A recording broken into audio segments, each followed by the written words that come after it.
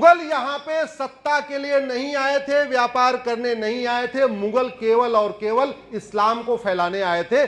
सत्ता उनको इसलिए चाहिए थी कि सत्ता के जरिए इस्लाम को फैलाना आसान होता है। ईस्ट इंडिया कंपनी यहां बिजनेस करने नहीं आई थी। ईस्ट इंडिया कंपनी अंग्रेजों के लिए रास्ता बनाने आई थी। बिजनेस एक केवल बहाना था, और अंग्रेज भी केवल शासन करने नहीं आए थे, शासन भी एक बहाना था। अंतिम लक्ष्य था उनका क्रिश्चियनिटी को प्रमोट करना। जैसे मजहब नहीं सिखाता ये झूठ है, वैसे मुगल सत्ता के लिए आए, अंग्रेज सत्ता के लिए आए, ये भी झूठ है। और जो जो काम मुगलों ने तलवार के दम पे किया, वो सारे काम अंग्रेजों ने कानून, जो काम मुगलों ने तलवार के दम पे किया, वो सारे काम अंग्रेजों ने कानून बना के किया। और जो काम मुगल और अंग्रेज छोड़ के चले गए थे, उन सारे कामों को बाद में कांग्रेस ने बढ़ा दिया।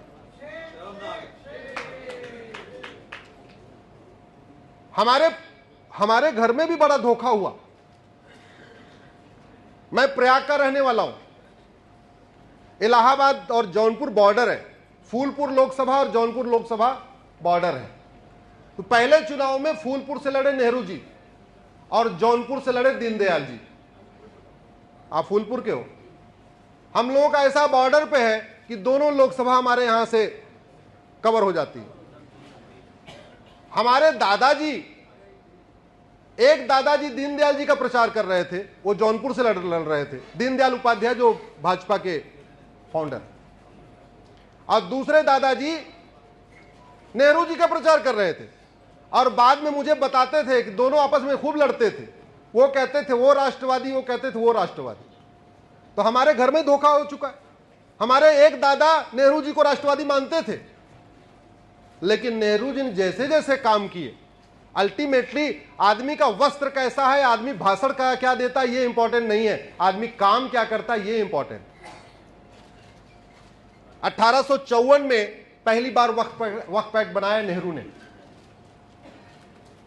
संविधान में कहीं वक्फ शब्द लिखा ही नहीं है। WAQF नाम का शब्द ही नहीं है।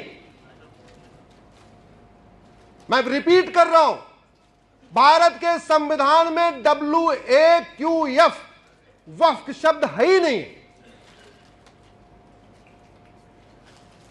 भारत के संविधान में शेड्यूल 7 के लिस्ट 3 के एंट्री नंबर 28 में चैरिटी शब्द यूज किया है। चैरिटी को आप हिंदी में दान कह सकते हैं, और उसको आप अरबी में वक्फ कह सकते हैं, उर्दू में वक्फ कह सकते हैं।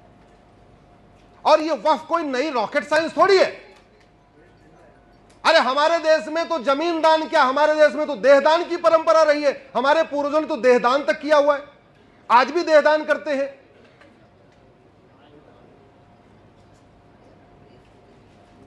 लेकिन नेहरू जी ने उनके लिए अलग से कानून बनाया, वक्फ एक्ट, अलग से बनाया वक्फ बोर्ड, उन अलग से बनाया वक्फ ट्रिब्यूनल। ऐसी व्यवस्था न हिंदू के लिए, न जैन के लिए, न बौद्ध के लिए, न सिख के लिए, न ईसाई के लिए, न बहाई के लिए, न यहूदी के लिए, किसी के लिए नहीं है।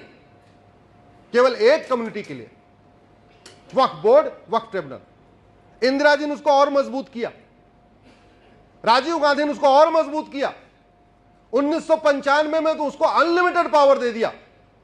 2013 में जाते जाते एकदम ऐसी शक्ति दे दिया कि जहां हाथ रख दे वही उसका। मैं आपसे पूछता हूं, अगर मुझे पैसा दान करना है तो मैं अपनी मेहनत ईमानदारी का पैसा दान करूंगा, या आपकी जेब आपकी पॉकेट मार के? मेहनत ईमानदारी। मुझे गाड़ी दान करना है किसी मंदिर में, मैं अपनी मेहनत ईमानदारी से गाड़ी खरीद के दान करूंगा, कार खरीद के दान करूंगा, आपकी कार चोरी करके करूंगा? जोर से बोलिए जरा। अगर मुझे जमीन दान करना है, मैं अपनी पुश्तैनी जमीन दान करूंगा, या आपकी जमीन पे कब्जा करके उसको दान करूंगा? पुश्तैनी। इसके हिसाब से बाबर, हुमायूं, तुगलक, गजनी, गोरी को वक्फ का अधिकार था क्या? अरे वो वहसी दरिंदे यहां आए, तलवार के दम पे आए, उन्होंने जमीन कब्जा किया। एक तरफ कहते हैं कि वक्फ बड़ा पवित्र चीज है, वक्फ पुश्तैनी जमीन होती है, नेक जमीन होती है, हलाल जमीन होनी चाहिए, पाक जमीन होनी चाहिए। तो फिर जो यहां बाबर, हुमायूं, तुगलक, गजनी, गोरी, खिलजी, ऐबक आए, वो कहां से उनकी जमीन पाक हो गई? अरे वो तो आए यहां, उन्होंने हत्या की धमकी दिया, बलात्कार की धमकी दिया, तलवार के दम पे कब्जा किया, उनको वक्फ का अधिकार कैसे मिल जाएगा? और उनको अगर वक्फ का अधिकार नहीं तो उनके निजामों को, उनके नवाबों को, उनके जागीरदारों को, उनके जमींदारों को वक्फ का अधिकार कैसे हो गया? दूसरों की कब्जा करके जमीन थोड़ी दान की जाती है। 1950 तक कितनी जमीन? 50,000 एकड़। और नेहरू के कानून के बाद जमीन बढ़नी शुरू हुई, 1995 के कानून के बाद और बढ़नी शुरू हुई, 2013 के बाद तो और बढ़नी शुरू हुई, और अभी कितना हो गया? 10 लाख एकड़ जमीन। 10 लाख एकड़ जमीन का मतलब आप जानते हैं? दुनिया के 50 देशों का क्षेत्रफल 10 लाख एकड़ से कम है। मालदीव का क्षेत्रफल 75,000 एकड़ है। भारत में वक्फ बोर्ड ने 10 लाख एकड़ जमीन पे कब्जा किया है। इसका मतलब भारत में वक्फ बोर्ड की जमीन पे 13 मालदीव बन सकता है। सिंगापुर का क्षेत्रफल 1,80,000 एकड़ है, यानी जितनी जमीन वक्फ बोर्ड ने कब्जा किया है उस पे 5 सिंगापुर बन जाएगा, फिर भी 50,000 एकड़ जमीन खाली रहेगी। बहरीन का क्षेत्रफल 1,90,000 एकड़ है, 1,90,000 एकड़ है, और वक्फ बोर्ड के पास कितनी जमीन है? जोर से बोलिए जरा। यानी भारत में वक्फ बोर्ड ने जो जमीन कब्जा किया उस पे 5 बहरीन बन जाएगा, फिर भी 50,000 एकड़ जमीन बची रहेगी। हांगकांग 2,75,000 एकड़, यानी 3 हांगकांग बन जाएगा। डेनमार्क 3,45,000 एकड़, 2 डेनमार्क बन जाएगा, फिर भी 1.5 लाख एकड़ जमीन बचेगी। फिनलैंड 3,90,000 एकड़, 2 फिनलैंड बन जाएगा, फिर भी 2 लाख एकड़ जमीन बची रहेगी। मॉरिशस 5 लाख एकड़, 2 मॉरिशस बन जाएगा भारत में वक्फ बोर्ड की जमीन पे। लग्जमबर्ग 6 लाख एकड़, साइप्रस 8 लाख एकड़, जॉर्जिया 9 लाख एकड़। ऐसे दुनिया के 50 देश हैं जिनका क्षेत्रफल 10 लाख एकड़ से कम है। और ये किसका कुकर्म है? ये मुझे एक चीज बताइए, ड्राइवर को वेतन भत्ता किस लिए मिलता है? गाड़ी चलाने के लिए, ठीक से गाड़ी चलाने के लिए या रोड एक्सीडेंट करने के लिए? तो ये मंत्री को, प्रधानमंत्री को, मुख्यमंत्री को, सांसद विधायक को वेतन भत्ता किस लिए मिलता है?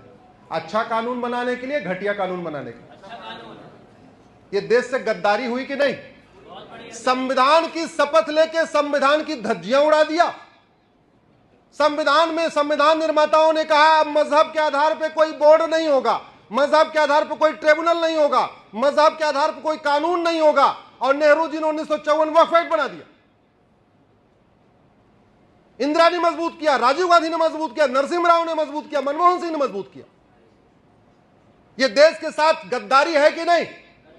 यह देश के साथ मक्कारी है कि नहीं? यह संसदीय महापाप है कि नहीं? लेकिन उन्होंने इसलिए कर दिया, उनको पता है अच्छा ये आम जनता को तो जानकारी कभी होगी नहीं, और होगी भी तब तक तो हम 4 बार प्रधानमंत्री बन लेंगे, तब तक तो हम ये हो जाएंगे।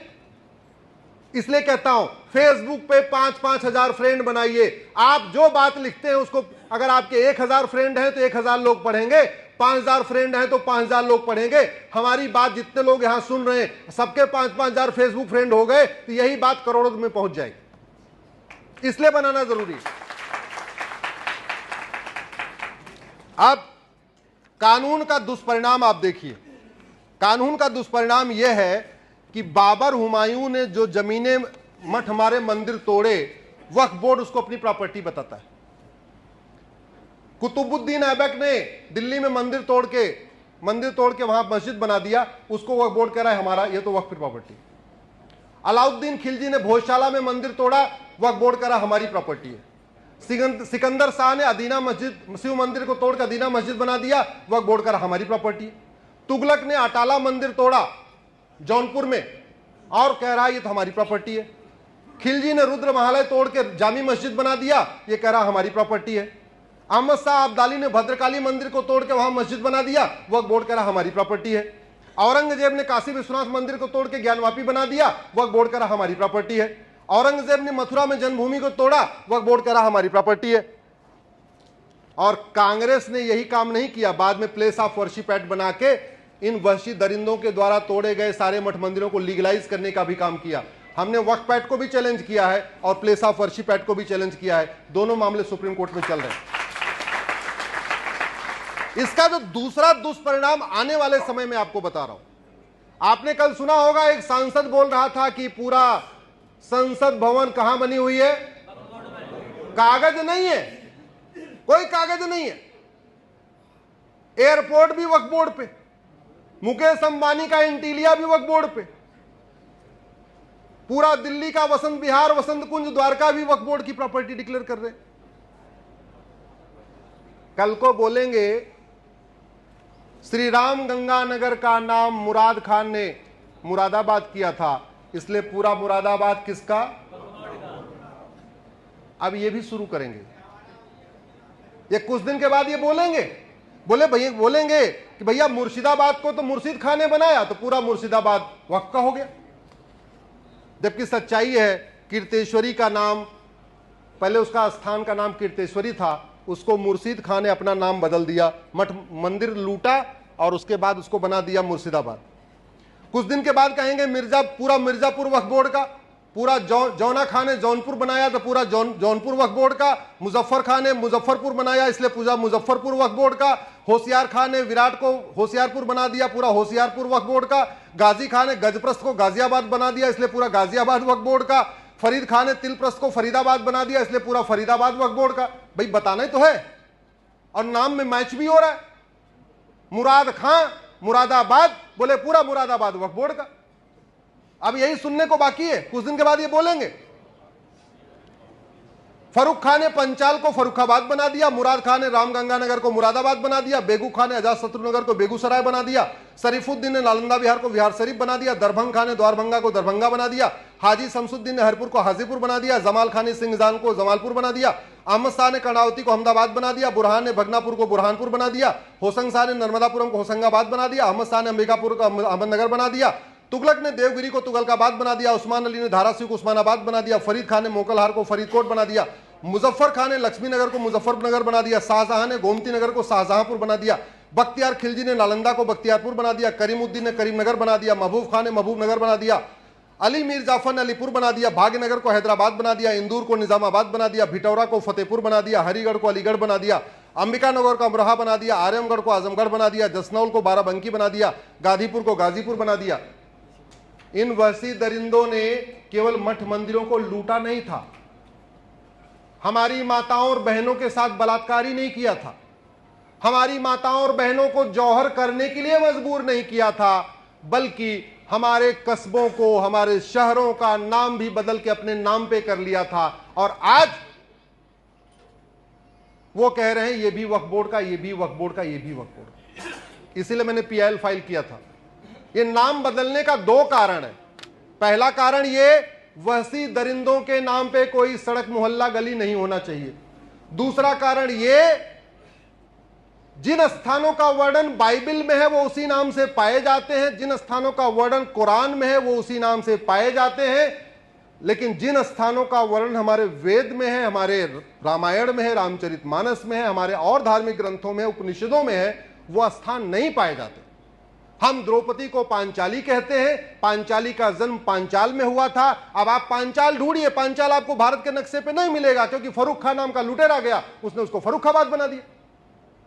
पांडवों ने 5 गांव मांगे थे, अब 5 गांव आप ढूंढते रहिए, आपको भारत के नक्शे पे नहीं मिलेगा। इंद्रप्रस्थ दिल्ली हो गया, तिलप्रस्थ फरीदाबाद हो गया, गजप्रस्थ गाजियाबाद हो गया, पानप्रस्थ पानीपत हो गया, सोनप्रस्थ सोनीपत हो गया।